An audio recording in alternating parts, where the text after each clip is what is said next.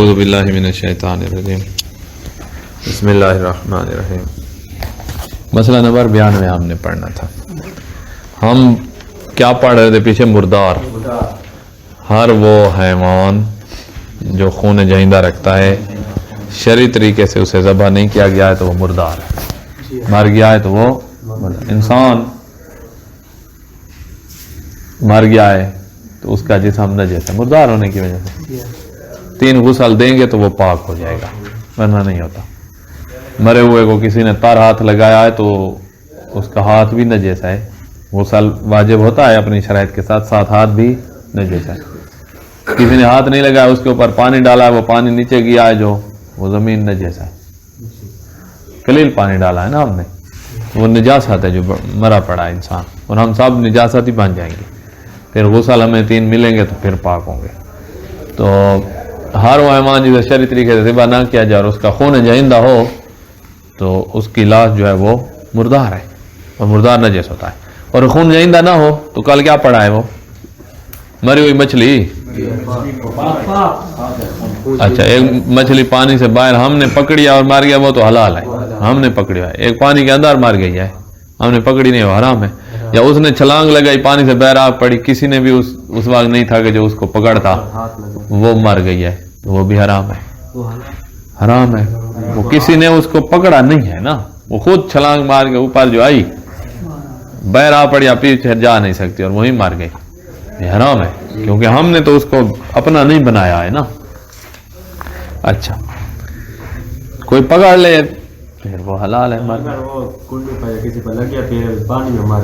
ہاں وہ جال میں ہوتا ہے کہ ہم نے نکالا تو اس کی تفصیل آگے آ رہی، وہ حلال ہوتی ہے ایک تفصیل کے مطابق۔ اچھا بات چونکہ مردار کی چل رہی تھی تو اب آگے ایک ایسا مسئلہ آ گیا بیان میں جس میں اسی کے ساتھ تعلق ہے اس مسئلے کا۔ بازار میں گوشت بک رہا ہے، ہم نے ذبح کرتے دیکھا ہے ان کو؟ نہیں دیکھا ہے۔ ہو سکتا ہے اس نے یہاں سے یہ جو گرا ہوتی ہے، گرا سے اوپر ذبح کرے تو وہ مردار ہے، حرام ہے، نیچے تو پھر حلال ہے۔ اب ہمیں کیا پتا کہ بازار والے کسائیوں نے کہاں سے ذبح کیا ہے؟ قبلہ رخ ہو تو حلال ہے، جو قبلہ رخ نہ ہو انہوں نے ہو سکتا ہے ادھر منہ کر کے کر دیا۔ لوہے کی چھری ہو تو حلال ہے، چھری لوہے کی نہ ہو، مثلاً اسٹیل ایسی ہے، لوہے کو مغناطیس چمٹ جاتا ہے نا، اسٹیل کو تو نہیں چمٹتا۔ تو چھری اگر کسی ایسی چیز کی ہے جو لوہا نہیں ہے تو بھی وہ حرام ہے۔ تو ہمیں کیا پتا یہ جو گوشت بیچ رہے ہیں کیا یہ ہم خرید سکتے ہیں یا نہیں خرید سکتے؟ ایک یہ سوال ہے۔ دوسرا یہ ہے کہ کبھی ایسا ہوتا ہے، یہاں پاکستان میں تو گوشت بہت ہے، ادھر ان ملکوں میں باہر سے گوشت آتا ہے، باہر سے گوشت آتا ہے پیک شدہ، اس میں آتا ہے کنٹینر آتے ہیں، ٹھنڈا گوشت ہوتا ہے فریزر میں برف کی طرح، تو وہ ہم وہاں خریدتے ہیں۔ تو وہ کیا کہاں سے آ رہا ہے؟ وہ مسلمان ممالک سے آ رہا ہے تو اور حکم ہے، کافر ملک سے آیا ہو تو پھر کیا حکم ہوگا؟ یہ 2۔ تیسرا کافر سے گوشت لیا ہے تو کیا وہ ہم کھا سکتے ہیں یا نہیں کھا سکتے؟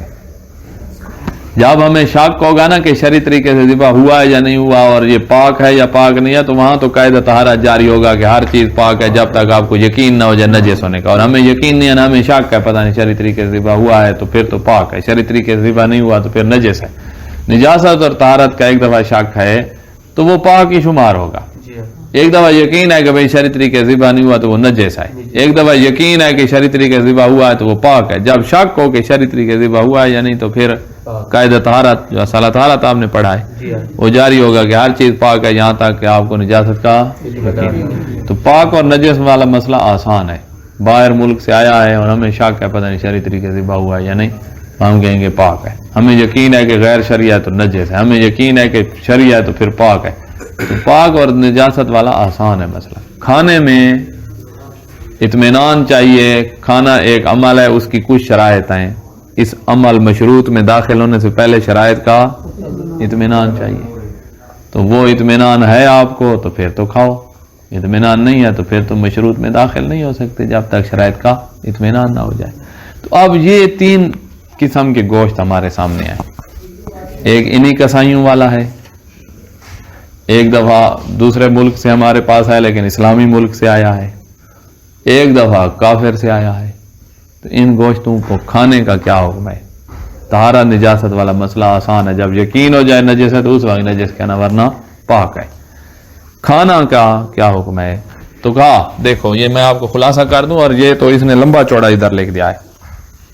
مسلمان کے ہاتھ سے آپ نے لیا ہے اپنے کسائی، یہی بکھر والے، ان سے آپ نے لیا ہے، اور یہ اس میں وہ والا کام کر رہے تھے جو حلال میں کیا جاتا ہے، بیچنا خریدنا یہ حلال میں ہی کیا جاتا ہے، دھونا اس کو پھر دینا ہمیں، یہ سارا حلال میں ہوتا ہے.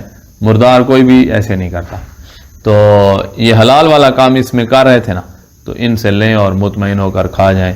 مسلمان کے کام پہ اصالہ صحت جاری ہوتا ہے. اس دن ہم نے پڑھا تھا ایک قاعدہ فراغ ہے اپنے لیے جاری ہوتا ہے کہ صحیح ہے. ایک ہے دوسرے مسلمان یعنی انہوں نے صحیح ذبح کیا یا صحیح نہیں ذبح کیا، تو شاک کو تو قاعدہ صحت جاری ہوتا ہے انہوں نے صحیح ذبح کیا ہے. جو مسلمان کے کسی کام کے بارے میں شاک کو تو قاعدہ صحت جاری ہوتا ہے. یہ ہم نے آپ کو اس دن لکھایا تھا نا کہ قاعدہ صحت اور فراغ ہے ایک چیز، دوسرے کے کام میں شاک کو صحیح ہے یا غلط ہے تو صحت ہوتا ہے، اپنے کام کے بارے میں شاک کو صحیح ہے یا غلط فارغ ہونے کے بعد تو قاعدہ فراغ جاری ہوتا ہے کہ صحیح ہے. دونوں کہتے ہیں صحیح ہے. تو ان سے آپ جا کر گوشت لے لیں، سنی ہے شیعہ ہے وہابی ہے جو بھی ہے، کلمہ گو جو ہے اس سے آپ لے لیں، کوئی مسئلہ نہیں. یہ ایک گوشت ہو گیا. دوسرا جو دوسرے ملک سے آیا ہے لیکن پیچھے اسلامی ملک ہے تو اس کا بھی یہی حکم ہے، وہ آیا ہے ہمارے ہاں بک رہا ہے، لے لیں کوئی مسئلہ نہیں ہے، مسلمان ملک سے آیا. تیسرا جو ہے وہ کافر ملک سے آیا ہے، لے آنے والا مسلمان تاجر ہے. ایک دفعہ تو کافر ڈائریکٹ لے آیا ہے، اس سے تو ہم نہیں لیں گے. کافر کی گوشت کی دکان ہے، ہندوستان ہے وہاں پر گوشت کی دکان ہے، کافر سے ہم نہیں لیں گے کیونکہ کافر کو کیا پتا. مسلمان کے کام پہ قاعدہ صحت جاری ہوتا ہے، کافر کے کام پہ قاعدہ صحت جاری نہیں ہوتا. وہ جو ہمارا قاعدہ فراغ ہے جو اپنے لیے جاری ہوتا ہے. دوسرا قاعدہ صحت جو مسلمان کے کام میں جاری ہوتا ہے کہ کام صحیح کیا ہے یا غلط کیا ہے تو قاعدہ صحت جاری ہوتا ہے نا، یہی پڑھا ہے نا. تو مسلمان کے لیے تو ہم نے جاری کرنا ہے، مسلمانوں کی دکان سے ہم خرید رہے ہیں. کافروں کی دکان ہے، انڈیا ہے، امریکہ ہے، چائنا ہے، وہاں آپ خرید رہے ہیں تو کافر بیچنے والے ہیں تو ان سے ہم نہیں خریدیں گے. ان کو کیا پتا کہ شریعت کیا ہوتی ہے، تو وہاں سے ہم نہیں لیں گے، وہ نہیں کھائیں گے. ایک دفعہ ہے مسلمان کی دکان ہے لیکن اس نے پیچھے جو ہے نا کافر ملک سے منگوایا ہے، تو اب یہ والا کھائیں یا نہ کھائیں. کہا اگر آپ کو احتمال ہے کہ مسلمان تاجر نے تحقیق کی ہوگی، احتمال ہو جائے نا کم از کم، مجھے لگتا ہے ایسا ہے کہ یہ بندہ جو ہے نا یہ بغیر تحقیق کے نہیں لائے گا، اس نے تحقیق کی ہوگی اور وہاں سے حلال والوں سے خریدا ہوگا جن کے کام کرنے والے اور ذبح کرنے والے مسلمان کسائی ہوں گے، وہاں سے خریدا ہوگا. اگر یہ احتمال ہے کہ مسلمان تاجر نے تحقیق کی ہوگی تو پھر آپ کھا سکتے ہیں. اگر یہ احتمال ہی نہیں آ رہا آپ کہ یہ مسلمان نے تحقیق کی ہوگی یعنی وہ اتنا بے پرواہ ہے دین سے، تو پھر وہ کافر ملک سے آنے والا گوشت ہم نہیں کھا سکتے. تو لہٰذا گوشت کی ہو گئی 3 قسمیں. ایک ہے اداری جو ذبح ہو رہا ہے، مسلمان ہے سارے آپ کے ضلع میں، یہ کھائیں دکانوں سے لیں اور کھائیں. ایک ہے اسلامی ملک سے آیا ہے تو وہ لے کر کھائیں، وہ بھی اسی راستے سے مل رہا ہے آپ کو. ایک ہے جو کافر دے رہا ہے وہ نہیں کھا سکتے، اور اسی طرح کافر ملک سے آیا ہے اور آپ کو احتمال ہی نہیں آ رہا اپنے مسلمان پر کہ اس نے تحقیق کی ہوگی، یہ بھی نہ کھائیں. سمجھ آ گئی؟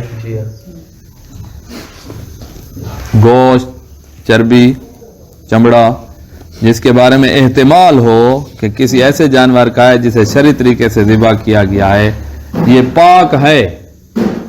پاک اس وقت تک ہوتا کہتے رہیں گے جب تک نجاست کا یقین نہ ہو. اس کے بارے میں یہ احتمال ہے، نہ ہو سکتا ہے اسے شرعی طریقے سے ذبح کیا گیا.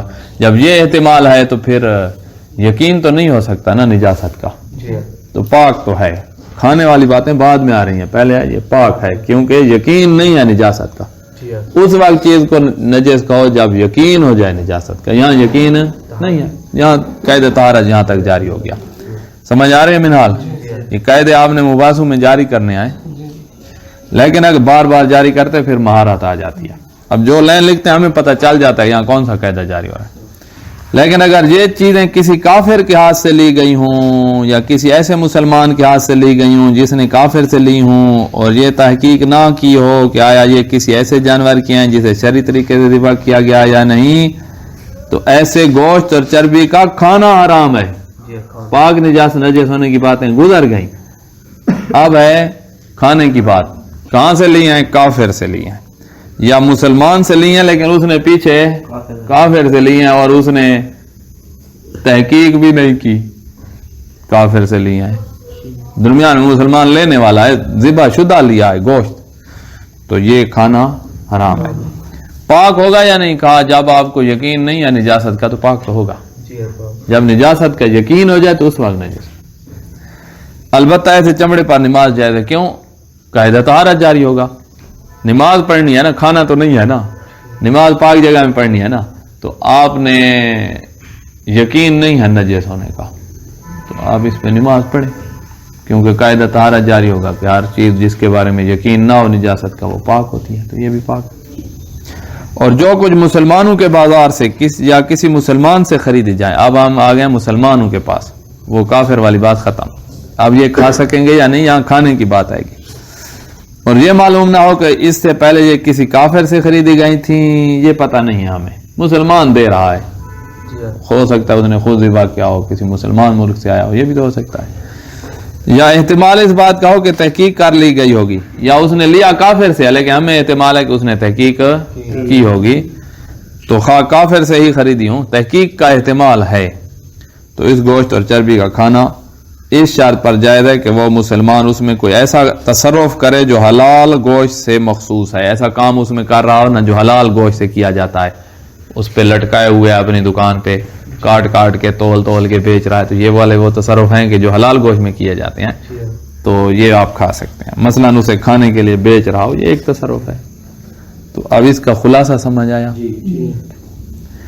آگے جو پانچویں نجاست ہے وہ ہے خون. یہ مسئلہ جو 92 پڑا ہے نا, یہ آپ کو اتنا پیش نہیں آتا, آپ کے اپنے مسلمان ذبح کرنے والے ہیں اور دکانیں ان کی ہیں. یہ مسئلہ پیش آتا ہے اور نہ پاکستان میں باہر سے گوشت آتا ہے, ہمارے ملک سے دوسرے ملکوں میں جاتا ہے. یہ پیش آئے گا ہندوستان میں, جہاں پتہ نہیں کس کی دکان ہے, مسلمان کیا کہ کافر کیا ہے. وہ گائے کو نہیں کاٹتے, بکرا تو کاٹتے ہیں, وہ تو کھاتے ہیں, پرندے تو کھاتے ہیں. یا مسئلہ یہ پیش آئے گا یورپی ممالک میں, یا آج کل سعودی عرب اور عراق اور ان ملکوں میں باہر سے آ رہا ہے گوشت, تو ادھر آ جاتا تھا. پھر ہمارے علماء آگے بڑھے, انہوں نے اپنے بندے بھیجے برازیل میں, مولا عباس کے حرم کی طرف سے بندے گئے. اب ذبح وہ کرتے ہیں اور عراق میں وہاں سے گوشت آتا ہے, تو ذبح ہو چکا ہوا مسلمانوں کے ہاتھ کا آ رہا ہے. مولا کا حرم جو ہے نا, وہ یہ سارا کاروبار پھر انہوں نے شروع کیا, مجبوری بن گئی تھی, نہیں تو وہ والا گوشت آ جاتا تھا اور ہمیں سمجھ نہیں آتی تھی کہ یہ حلال ہے کہ حرام ہے. بڑا مسئلہ بن گیا. وہ امریکہ سے گوشت تھا, اوپر لکھا ہوا میڈ ان امریکہ, اور بعض بے دینوں نے کھایا بھی خوب ہے. دینداری جو نہیں تھی, انہوں نے کہا بس ٹھیک ہے, مسلمانوں کے بازار میں جو ہے تو ٹھیک ہے, پھر مسلمان کافروں سے لے آئے ہیں. آپ کو یا تو احتمال ہو کہ انہوں نے تحقیق کی ہوگی, اگر یہ احتمال نہیں آ رہا تو کافر سے آ رہا ہے, تو اس کو کیسے آپ حلال قرار دیں, کیوں کھا رہے ہیں. اچھا, خون. ہم نے کہا ہے آپ کو کہ 3 چیزوں میں ایک ہی قاعدہ ہے, جس کا خون جہندہ ہے اس کی منی بھی نجس کی ہے, کہیں احتیاط واجب کہیں فتویٰ. جس کا خون جہندہ ہے اس کا مردار بھی نجس, جس کا خون جہندہ ہے اسی حیوان کا خون بھی نجس ہے. اچھا, حیوان کو زخم لگا ہے, خون بہ رہا ہے, گائے بھینس انسان, یہ نجس ہے. یا اس کو گردن کاٹی گئی اور خون اچھل کر نکلا ہے, یہ جو نکلتا ہے خون پریشر سے وہ نکلا ہے خون, یہ نجس ہے. اب وہ نکل گیا, گائے ہم نے ذبح کی, وہ سارا نکل گیا, پیچھے جو اس کے جسم میں باقی رہ جاتا ہے وہ پاک ہے, باقی رہ جانے والا پاک ہے. جو اچھل کر نکلا ہے وہ نکل گیا, وہ نجس. تو زندہ ہے تو اس کے زخم سے جتنا خون نکل رہا ہے سارا نجس ہے. ذبح کیا ہے تو جو نکل گیا وہ نجس ہے, باقی جو پیچھے رہ جاتا ہے وہ پاک ہے. بس یہ نہ کرنا ذبح کرنے کے بعد اس کی گردن اوپر ہو, وہ نکلنے والا پھر واپس آتا رہے گا کسی طرح, یا پورا نکلے گا نہیں, تو ایسے نہ کریں. یا وہ سانس کھینچ رہی ہے اسی کٹی ہوئی جگہ سے اور اوپر خون ہو کر اندر چلا گیا ہے, وہ جو بیر والا تھا جو نکل رہا تھا پریشر سے وہ تو نجس ہوتا ہے, وہی واپس چلا گیا ہے, تو پھر وہ جہاں جہاں پہنچا ہوا ہے وہ جگہ نجس ہے, وہ خون نجس ہے جہاں جہاں پہنچا ہوا ہے. تو ویسے ہم جب ذبح کرتے ہیں تو پیچھے نہیں آنے دیتے, اور ڈھلوان پہ بھی ذبح نہیں کرتے, برابر زمین پہ کرتے ہیں, تو وہ پیچھے نہیں آتا, آگے نکل جاتا ہے, پیچھے جو بچ جاتا ہے وہ پاک ہے. اچھا پاک ہے، پیچھے بچ جانے والے کو ہم نے کسی پیالے میں جمع کیا اور پی جائیں تو پینا حرام ہے۔ خون کچھ چیزیں حلال جانور میں ایسی ہیں جو ان کا کھانا حرام ہے، جیسے اس کی ریڑھ کی ہڈی میں جو سفید مغز ہوتا ہے حرام مغز ذبح ہو گیا ہے شرعی طریقے سے، اس کے بعد بھی وہ کھانا حرام ہے۔ خصیتین بکرے کے جو کپورے کہہ رہے ہوتے ہیں یہ حرام ہے، اللہ تناسل الحیوان کا حرام ہے۔ بہت سی چیزیں اس حلال جانور میں حرام بھی ہوتی ہیں۔ تو خون پاک ہے جو پیچھے بچ گیا ہے، لیکن اس کو پی نہیں سکتے۔ تلی بھی حرام ہوتی ہے، تلی ہوتی ہے ایک کلیجے کی طرح۔ اچھا اب دیکھیں کون سا خون، اب جس کا خون جہندہ ہے اس کا خون نجس ہوگا، مچھلی کا خون نجس نہیں ہے، خون جہندہ ہی نہیں ہے۔ تو وہ تینوں چیزیں مچھلی کی پاک ہو گئیں، منی بھی، خون بھی، مردار بھی۔ تو ان میں ایک ہی قاعدہ چلا ہے، وہ خون جو انسان سے یا اس حیوان سے نکلے جو رگ جہندہ رکھتا ہے، یعنی اگر ایسا حیوان کہ اگر اس کی رگ کاٹی جائے تو اس سے خون اچھل کر نکلتا ہے، خون جہندہ جو رکھتا ہے اس کا خون نجس ہے۔ بس ایسے جانوروں مثلا مچھلی اور مچھر کا خون جو اچھل کر نہیں نکلتا تو یہ خون پاک ہے۔ اچھا باقی جو بچ جاتا ہے ذبح کرنے کے بعد وہ پاک ہے۔ اس مسئلے میں یہ ہے جن جانوروں کا گوشت حلال ہے اگر انہیں شرعی طریقے سے ذبح کیا جائے اور ضروری مقدار میں اس کا خون خارج ہو جائے تو جو خون بدن میں باقی رہ جائے وہ پاک ہے۔ یہ کون سے حلال جانوروں کا۔ لیکن اگر نکلنے والا خون جانور کے سانس لینے سے پیچھے اس کے اندر پھر چلا جائے یا اس کا سر بلند جگہ پر ہونے کی وجہ سے بدن میں پلٹ جائے تو وہ خون نجس ہے۔ وہ خون نجس ہے کیوں؟ باہر والا ہے۔ تو یہ کن جانوروں کا ہے جو پاک ہے پیچھے بچ جانے والا؟ حلال جانوروں۔ اگر کسی نے بلی کو ذبح کیا ہے شرعی طریقے سے قبلہ رخ بیٹھ کے وغیرہ وغیرہ ساری شرائط کے ساتھ بلی کو ذبح کیا ہے تو اس کا خون جو پیچھے بچ گیا ہے وہ بھی نجس ہے، جو نکلا ہے وہ تو نجس ہے، جو پیچھے بچ گیا وہ بھی نجس ہے، خون نجس ہے۔ کیا بلی شرعی طریقے سے ذبح ہونے کے بعد اس کا مردار نجس ہوگا یا نہیں ہوگا؟ نہ اپنی طرف مسئلے نہ بناؤ، اس کا مردار نجس نہیں ہوگا، دار نجس نہیں ہے، شرعی طریقے سے ذبح ہو گئی ہے۔ یہ آگے آنے والے مسائل میں سے آپ کو بعد میں پتہ چلے گا، تیسری جلد میں جا کر۔ بلی کھانا حرام ہے، نجس طہارت اور چیز ہے، حلال حرام ہونا اور چیز ہے۔ میں یہ نہیں کہہ رہا کہ اس کا گوشت حلال ہے، گوشت تو حرام ہے۔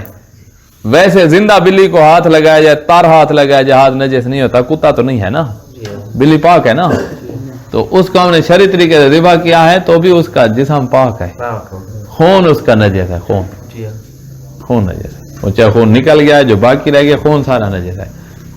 آپ نے شرعی طریقے سے ذبح کیا اور اس کو تار ہاتھ اوپر سے لگایا اس کے جسم کو تو آپ کا ہاتھ نجس نہیں ہوگا، سمجھ آئی؟ اور اگر مری پڑی ہے ایسے اس کو تار ہاتھ لگایا تو ہاتھ نجس ہو جائے گا کیونکہ مردار ہے۔ اچھا اب ہے انڈے میں خون نکل آیا ہے، انڈے کو تھوڑا اس میں خون ہے تو وہ خون والی جگہ نکال لیں، باقی کھا سکتے ہیں، وہ خون نجس ہی نہیں ہے، وہ خون نجس ہی، انڈا کھا سکتے ہو، خون نجس نہیں ہے، اس خون کا کھانا جائز نہیں ہوتا، اس کو آپ نکال لیں وہ کھائیں نہیں، باقی انڈا پاک ہے، خون بھی وہ پاک ہے لیکن کھانا حرام ہے اس خون کا، کیونکہ یہ خون مرغی کا خون نجس ہے نا، یہ انڈے کے اندر جو بنتا ہے خون نہیں ہوتا مرغی کا۔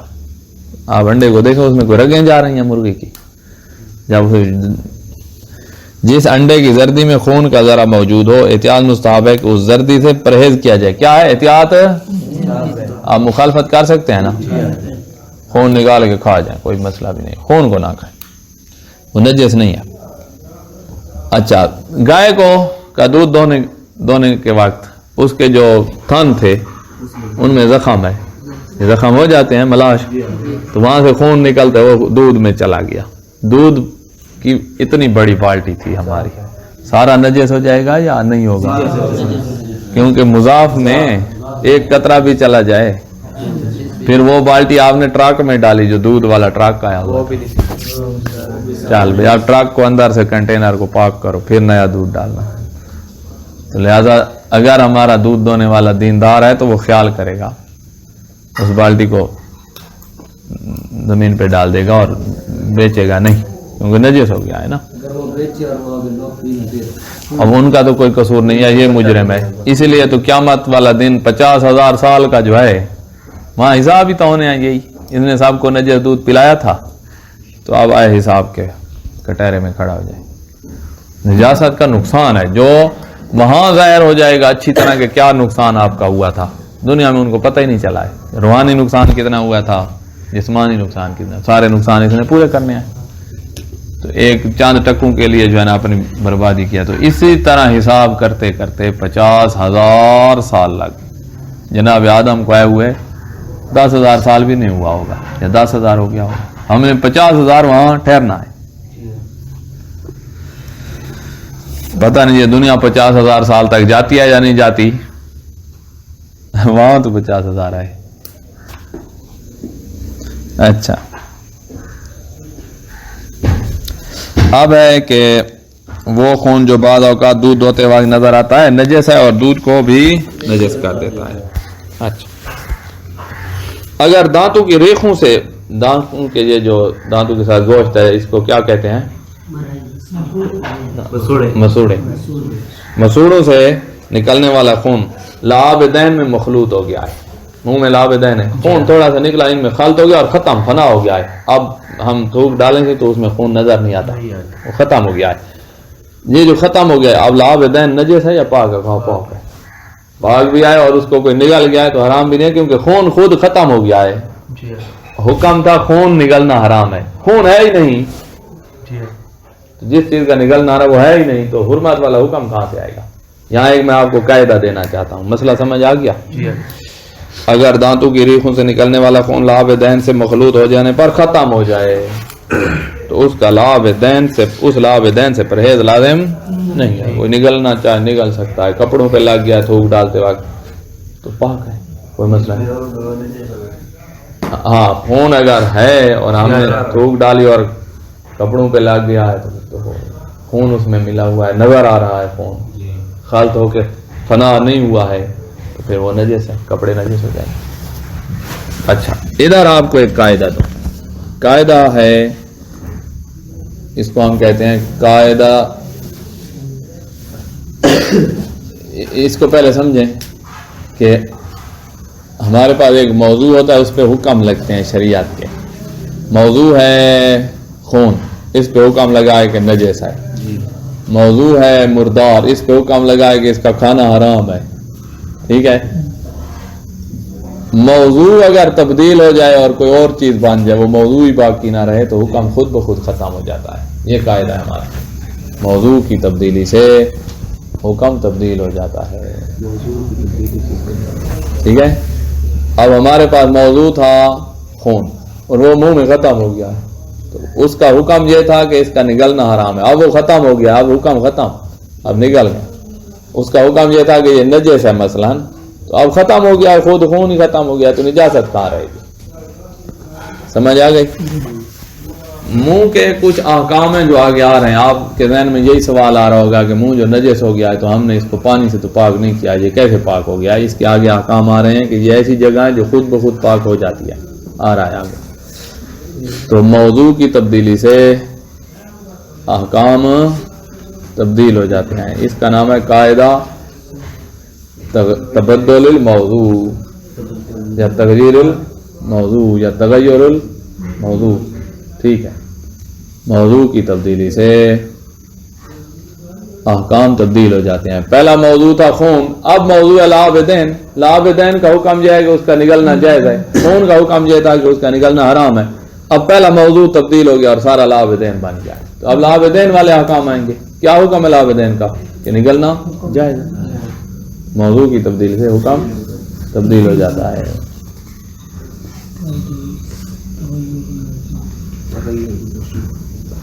سمجھ آ گئی؟ موضوع تبدیل جیسے ہوگا حکم تبدیل. آپ کا موضوع ہے آپ مسافر نہیں ہیں تو آپ نماز پوری پڑھ رہے ہیں نا. جیسے سفر کرو گے موضوع تبدیل ہو گیا، اب آپ مسافر ہیں. مسافر کا کیا حکم ہے کہ قصر پڑے.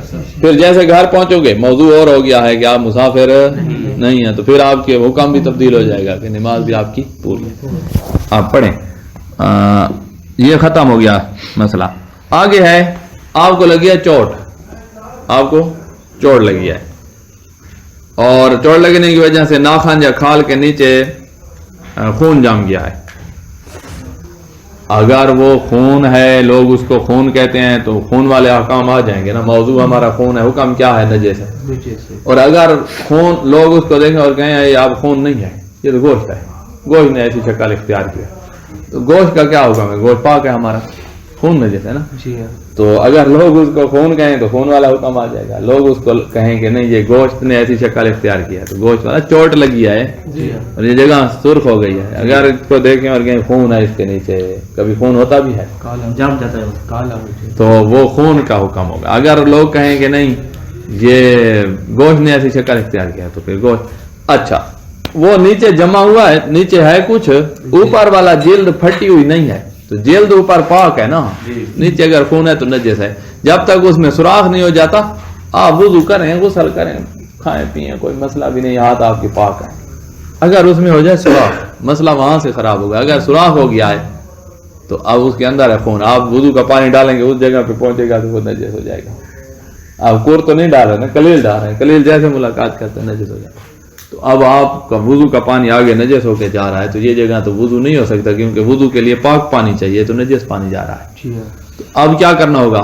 اب آپ کینچی کے ساتھ اس کو کاٹیں اور بالکل خون اس کو کاٹیں اور نیچے والا جلد نکل آئے گی، اوپر والی کاٹ لیا ہے، پھر دھو لیا ہے، پاک ہو گیا ہے. اب وضو کریں. آپ کہیں ہم نے کینچیاں چلائیں تو پھر تو کینسر بھی ہو جائے گا، یہ ہو سکتا ہے، وہ ہو سکتا ہے، یہ نقصان ہو جائے. جب نقصان کا خوف ہو تو پھر آپ نے پھر وضو نہیں کرنا، جاؤ تیمم کرو، کیونکہ وضو تو یہاں ہو نہیں سکتا، سوراخ ہو گیا اور اس سے خون سے ملاقات کر کے جاتا ہے آگے تو نجس ہو جاتا ہے. سمجھ آئی؟ تو جب خوف ہو نقصان کا تو پھر تیمم انسان کی تکلیف ہے. تیمم ٹھیک ہے، تیمم کا طریقہ آگے آ رہا ہے. جو خون چوٹ لگنے کی وجہ سے ناخن یا کھال کے نیچے جم جائے، اگر اس کی شکل ایسی ہو کہ لوگ اسے خون نہ کہیں تو وہ پاک ہے، گوشت ہے، پاک ہے. اور اگر خون کہیں اور وہ ظاہر ہو جائے تو نجس ہوگا. جب تک اوپر جلد ہے تو نجاست ہم تک تو نہیں پہنچی نا. جلد پھٹ گئی اور وہ ظاہر ہو جائے تو پھر نجس ہو جائے ہوگا. ایسی صورت میں اگر ناخن یا کھال میں سوراخ ہو جائے کہ خون بدن کا ظاہری حصہ سمجھا جا رہا ہو، وہ ہم نہیں صاف کر سکتے، اور خون کو نکال کر وضو یا غسل کرنے کے لیے اس مقام کا پاک کرنا بھی بہت زیادہ تکلیف کا باعث ہو، تو پھر کیا کریں؟ کہا ضروری ہے کہ تیمم کریں. اچھا وہ قاعدہ استعمال ہم نے اس میں بھی کیا ہے، موضوع تبدیل ہو تو حکم تبدیل. گوشت ہے تو یہ حکم ہے، جو اگر خون ہے تو یہ حکم. اگر کسی شخص کو یہ پتہ نہ چلے کہ کھال کے نیچے خون جم گیا ہے یا چوٹ لگنے کی وجہ سے گوشت نے ایسی شکل اختیار کر لی ہے، تو وہ پاک ہے، قاعدہ طہارت جاری ہوگا. شاباش. آپ کو چوٹ لگی ہے، نیچے کوئی چیز ہے، یا گوشت نے ایسی شکل اختیار کی یا خون ہے، سراغ بھی ہو گیا ہے. اب اگر خون ہے تو پھر تو نجس ہے، اگر گوشت نے ایسی شکل اختیار کی ہوئی ہے تو وہ پاک ہے. اب شک ہے یہ پاک ہے کہ نجس ہے، پاک ہے کہ نجس. تو قاعدہ طہارت کیا کہتا ہے؟ ہر چیز پاک ہے یہاں تک کہ آپ کو یقین ہو جائے کہ یہ نجس ہے. آپ کو یقین تو یہ نہیں ہے، کیونکہ ہو سکتا ہے گوشت تو خون نہ ہو. اچھا یہ قاعدہ طہارت جاری ہوا ہے. اچھا اگر کھانے میں ابال کے وقت پانی ڈالا، کھانا ابل رہا ہے، ابھی پانی سوکھا نہیں ہے، خون کا ایک ذرا بھی اگر اس میں گر جائے تو سارے کا سارا کھانا اور برتن احتیاط لازم بنا پر نجس ہو جائے گا، کیونکہ آگے مضاف ہے نا، مطلق تو نہیں ہے. ایک قطرہ خون کا سالن میں چلا گیا، نجس، برتن بھی نجس. اور ابال اور حرارت اور آگ پاک کنندہ نہیں ہے، یعنی اس کو پاک نہیں کر سکتے. پاک کیسے ہوگا؟ یہ جو سالن میں ایک قطرہ خون کا گیا سارا تو نجس ہو گیا ہے، مضاف تھا، اور وہ نجس تو برتن بھی نجس. اب یہ کیسے پاک ہوگا؟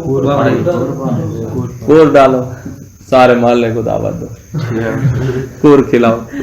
جب اگر وہ کور ڈالا ہے اور ابھی بھی مضاف کھڑا ہے تو پھر اور کور ڈالو. اچھا اب ہے زخموں سے کبھی پیپ نکلتی ہے، پیپ نجس ہے یا پاک ہے؟ کہا پیپ خود پاک ہے، ہاں اس میں خون کی ملاوٹ ہے تو پھر نجس. اب آپ خود پیپ پاک ہے، خون اس میں مل گیا ہے، تو کسی بھی چیز سے خون اگر مل جائے، خون نجس ہے تو وہ نجس کر دے گا. وہ زرد مواد وہ زرد مواد جو زخم کی حالت بہتر ہونے پر اس کے چاروں طرف پیدا ہوتا ہے، پیپ جو ہے جسے پیپ کہتے ہیں، اس کے متعلق اگر یہ معلوم نہ ہو کہ اس میں خون ملا ہوا ہے، یہ معلوم نہ ہو تو پھر تو وہ پاک ہے، اگر معلوم ہو کہ ملا ہوا ہے تو پھر نجس ہے، اور اگر شک ہو کہ ملا ہوا ہے یا ملا ہوا نہیں ہے تو قاعدہ طہارت جاری کرو، پاک ہے۔ کتا سور، کہا کتا اور سور نجس ہیں حتیٰ کہ ان کے بال، ہڈیاں، پنجے، ناخن، رطوبتیں سارا، اس کو ترازو پہ رکھو نا، وہ ہو گیا ہے 100 کلو کا، 100 نجس، ایک بال بھی اس کا اکھیڑ لیا، وہ آپ کے پاس ہے نا، یہ بال نجس ہے، وہ سارا کا سارا نجس۔ الحمدللہ رب العالمین۔